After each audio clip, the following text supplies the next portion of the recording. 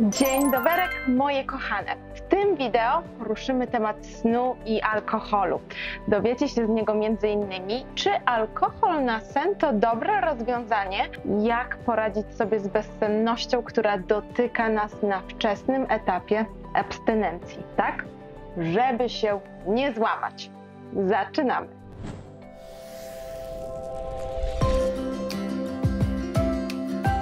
Zanim jeszcze zaczniemy, chciałabym poinformować, że pracuję nad specjalnym materiałem przeznaczonym wyłącznie dla subskrybentów tego kanału. Jeśli chcesz być z moimi treściami na bieżąco, kliknij dzwoneczek.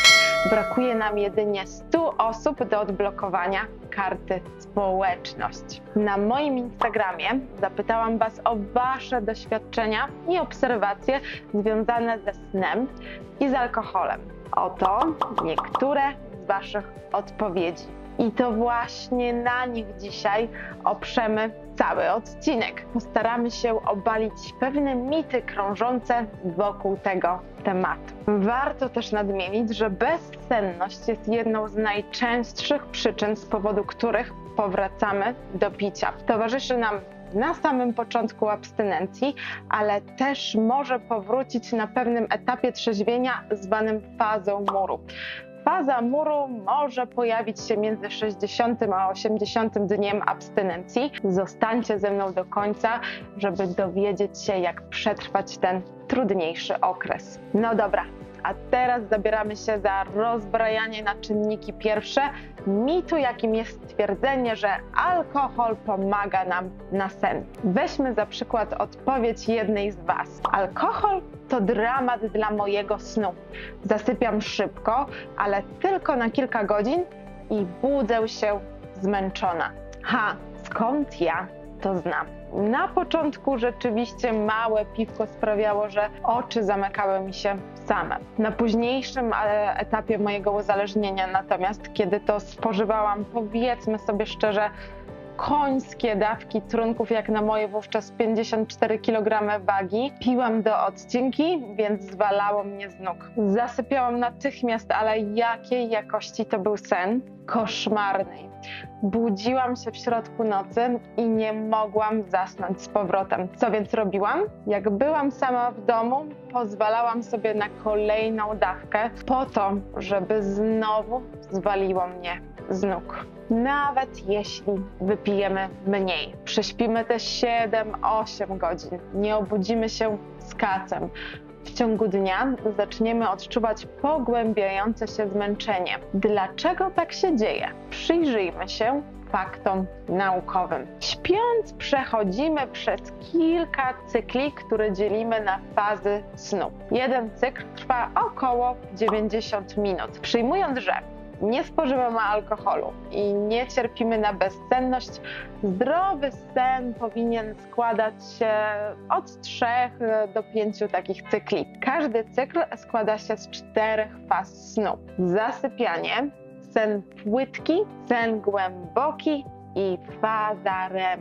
I teraz uwaga, bo chciałabym wyprowadzić Was z błędu. To w fazie REM doświadczamy marzeń sennych, czyli krótko mówiąc śnimy. Następuje wówczas wzmożona aktywność naszych gałek ocznych. Znika napięcie w zmęczonych mięśniach. Mięśnie wiotczeją. Zwalnia metabolizm. Następuje proces odbudowy tkanek. Czyli faza REM jest równie ważna jak sen głęboki, bo odpowiada częściowo za naszą regenerację i za procesy poznawcze, czyli zdolność do zapamiętywania i uczenia się. Odgrywa w naszym organizmie mega ważną rolę. Ulega wydłużeniu w poszczególnych cyklach snu. Tak przynajmniej teoretycznie być powinno, jeżeli nie pijemy alkoholu. Jest jeszcze sen głęboki, o którym tak często wspominacie w swoich odpowiedziach, ale pamiętajcie, że to zaledwie mały wycinek większej ilości procesów, jakie następują, kiedy zapadamy w sen. Co dzieje się, kiedy pozwolimy sobie na kilka głębszych? Alkohol zaburza proporcje pomiędzy poszczególnymi fazami snu. od razu zapadamy w sen głęboki, zamiast oddać się słodkiemu zasypianiu. Pozytywne działanie alkoholu na sen można zaobserwować, ale jedynie w pierwszej połowie nocy.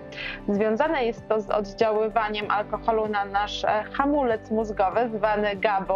Tłumaczyłam to już w jednym z filmów. Kliknijcie tutaj, jeżeli chcecie się dowiedzieć, dlaczego po niewielkiej ilości alkoholu towarzyszy nam pozorne uczucie rozluźnienia i odprężenia. Szybki metabolizm etanolu sprawia, że po kilku godzinach jego stężenie we krwi drastycznie spada, a w tkankach zaczyna gromadzić się toksyczny aldehyd octowy. W drugiej połowie nocy alkohol przyczynia się do spłycenia naszego snu, częstych wybudzeń oraz pojawienia się koszmarów sennych. Pogorszenie jakości snu może wiązać się z bólami głowy, zaburzeniami układu trawiennego, częstymi wizytami w łazience po wypiciu większej dawki alkoholu.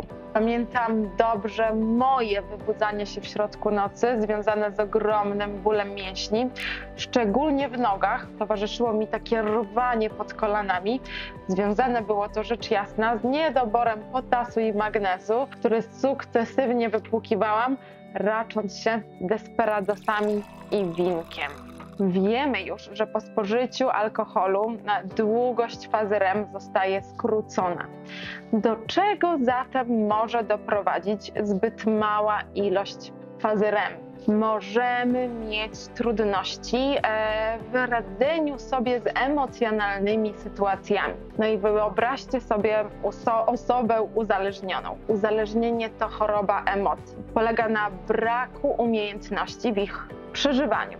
Dodajcie do tego zbyt mało fazy REM i wtedy stawienie czoła rzeczywistości w wyobrażeniu tej osoby może być czymś niemożliwym do osiągnięcia. Taka osoba będzie zatem przed trudną dla niej rzeczywistością spierniczać. Włączy jej się mechanizm obronny, jakim jest ucieczka w używkę, a to z kolei poskutkuje słabą jakością snu i znowu mamy do czynienia z błędnym kołem uzależnienia, o którym mówię tutaj praktycznie w każdym swoim filmie. Taka osoba będzie charakteryzowała się brakiem możliwości omijania większych problemów, to znaczy będzie wielokrotnie popełniać te same błędy, znacie to, aż wreszcie będzie towarzyszyło jej uczucie mgły mózgowej. Pamiętam uczucie zamglenia, jakie towarzyszyło mi w szczególności na kacu po nieprzespanej nocy. Kreatywna praca wówczas nie wchodziła w grę, a biorąc pod uwagę fakt, że na kacu byłam przez zdecydowaną część mojego miesiąca, wyniki w pracy miałam marne. Zostawcie łapkę w górę, jeżeli wy również zaobserwowałyście u siebie mgłę mózgową po nieprzespanej nocy. A teraz przechodzimy do tematu bezsenności u osób uzależnionych. Ci z nas, którzy regularnie spożywają alkohol, przyzwyczaili swój organizm do tego, że żeby zasnąć, należy mu dostarczyć procentów. Brak używki przed snem, szczególnie na początku, może więc wiązać się z tym, że ten sen będzie bardzo zaburzony. Po odstawieniu alkoholu mamy do czynienia z zespołem abstynencyjnym, któremu towarzyszy szereg bardzo nieprzyjemnych dolegliwości psychosomatycznych, tak nieprzyjemnych, że niekiedy przerwanie ciągu alkoholowego wymaga warunków ambulatoryjnych. Jednym z takich nieprzyjemnych dolegliwości jest właśnie problem ze snem. I teraz uwaga, to, że zaraz po odstawieniu alkoholu cierpicie na bezsenność, jest całkowicie normalne. Mamy przecież totalnie zaburzony rytm dzień i noc. Przygotujcie się na to. To naturalny proces detoksyfikacji organizmu, którego nieodłącznym elementem jest bezsenność. Dlatego szalenie ważne jest, żebyście pamiętali, że jeśli chcecie zacząć trzeźwieć, tego etapu nie da się przeskoczyć. Przygotujcie się na to, że może potrwać nawet do 2 tygodni, ale minie, nie będzie trwał wiecznie. A skoro nie można go przeskoczyć, to chyba lepiej jest mieć go już za sobą i nie poddawać się, kiedy nagle zaczniemy przewracać się z boku na bok, licząc barany. Przetrwacie to, żeby potem cieszyć się jakościowym snem, żeby potem rozpierała Was energia, którą zaczniecie odczuwać już po jakichś 2 tygodniach od odstawienia. Daję Wam na to moje słowo. A jeżeli moje słowo, to za mało. Zapraszam na naszą kobiecą grupę wsparcia, gdzie dziewczyny pięknie dzielą się swoim doświadczeniem nie tylko w kwestii odstawienia alkoholu, ale też życia na trzeźwo. Bez względu na to, czy jesteś na początku drogi, czy trzeźwiejesz kilka lat, fajnie jest wokół siebie mieć wspierającą społeczność, która działa na nas jak trampolina. W zeszłym tygodniu mówiłam, że jest nas około 400 wspierających się kobiet. W tym tygodniu dobijamy do liczby 500. Coś pięknego. Niech dobro niesie się dalej. Istnieje jeszcze coś, co jest nieodłącznym elementem naszej choroby, jaką jest uzależnienie. A mianowicie są to sny alkoholowe.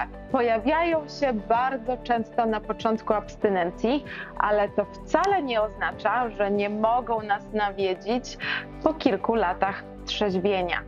Łapka w górę, jeżeli przypominacie sobie taką sytuację, kiedy to mieliście wrażenie, że poszliście się narąbać i złamaliście abstynencję. Mój sen był na tyle realny, że obudziłam się na siebie niemiłosiernie wkurzona, a nawet z uczuciem suchości w ustach, zupełnie takim samym, jaki towarzyszył mi po imprezkach. Dlaczego tak się dzieje? Sny alkoholowe to nic innego jak objaw głodu alkoholowego. Nasza głowa powraca do czasów z okresu picia. Na poziomie podświadomości wspomnienie o spożywaniu alkoholu daje o sobie znać. Pojawiają się zazwyczaj, kiedy mamy gorszy, niestabilny okres w naszym życiu. Takim niestabilnym okresem bez wątpienia jest czas, kiedy próbujemy odstawić alkohol, nasze początki abstynencji, ale też czas, kiedy w naszym życiu z powodu jakichś innych wydarzeń narażeni jesteśmy na nadmierne napięcie i stres. Traktujcie sny alkoholowe jako znak, że może warto byłoby się przyjrzeć temu, co działo się w naszym życiu w ciągu ostatnich kilku tygodni. Czy aby na pewno nie zbaczamy z drogi? Czy nie powracamy do starych nawyków i zachowań? A może jest coś, czego się obawiamy? Zastanówcie się, co jest źródłem waszego lęku, czego tak bardzo się obawiacie. Być może macie już za sobą 2-3 miesiące abstynencji. Już było tak dobrze. Odzyskaliście energię witalną. Zaczęliście dostrzegać pozytywy niepicia. Zaczęliście próbować nowych rzeczy. A tu nagle takie bach. Natrafiacie na blokadę. Na mur, który w pierwszej chwili wydaje się nie do przebicia. Zaczynacie pogrążać się w negatywnych myślach. Dokładnie takich samych myślach, jakie towarzyszyły wam na początku. Że nie dacie rady, że nie macie tyle siły, że to nie ma sensu. Towarzyszy wam zobojętnienie i często apatia. I uwaga, powracają problemy ze snem. Moja droga, chciałabym Ci teraz oznajmić, że jeśli znajdujesz się w takim położeniu, przechodzisz właśnie przez fazę muru, która znowu jest naturalnym etapem trzeźwienia. To taki sprawdzian, żeby pozostawić tych najbardziej wytrwałych, by przekonać się, komu tak naprawdę na tym lepszym życiu zależy. Uwierz mi na słowo, że to wyłącznie okres przejściowy, że towarzyszące mu problemy ze snem to również coś przejściowego. W tym okresie zapija najwięcej osób, dlatego nie daj się zwieść swojej chorej głowie. Ona po prostu zgłupiała i próbuje Cię teraz troszeczkę sprowadzić na manowce. Tak działa ta choroba. Czasem lubimy powracać myślami do zachowań i starych nawyków z czasów czynnego uzależnienia. to nasze myśli są w niej naszym największym wrogiem. Przetrwałaś 2-3 miesiące, przetrwasz i fazę muru. W fazie muru poświęciłam całego live'a, który dostępny jest do obejrzenia na naszej kobiecej grupie wsparcia. Serdecznie zapraszam Cię, żebyś tam zajrzała, jeżeli jesteś ciekawa strategii na jej przetrwanie. Podsumowując, statystyki pokazują, że 20% społeczeństwa używa alkoholu jako środka nasennego. Ja dzisiaj starałam się Wam udowodnić, że powiedzenie, iż alkohol jest dobry na sen, to jedynie mit. Mam nadzieję, że mi się to udało. Jeśli cierpicie na problemy ze snem i wiecie, że dosyć często go spożywacie, może warto spróbować go ograniczyć i zobaczyć, czy Wasza jakość snu się poprawi. Jeśli natomiast zdążyło się u Was rozwinąć uzależnienie, proszę, pamiętajcie, że żeby poczuć się lepiej, najpierw musimy zacisnąć zęby i przetrwać zespół abstynencyjny, który towarzyszy nam zaraz po odstawieniu alkoholu. On minie, nie będzie trwał wiecznie. To jedyna droga do wolności. Dajcie znać w komentarzu, czy jakość Waszego snu zmieniła się w chwili, kiedy odstawiliście alkohol. Myślę, że to będzie świetny dowód dla tych, którzy jeszcze zastanawiają się nad zmianą niezdrowych nawyków. Na Instagramie pytałam Was, w jaki dzień tygodnia publikować swoje filmy. Wygrał wtorek, zatem w przyszłym tygodniu widzimy się we wtorek i reszta filmów też będzie we wtorki. Do zobaczenia w przyszłym tygodniu.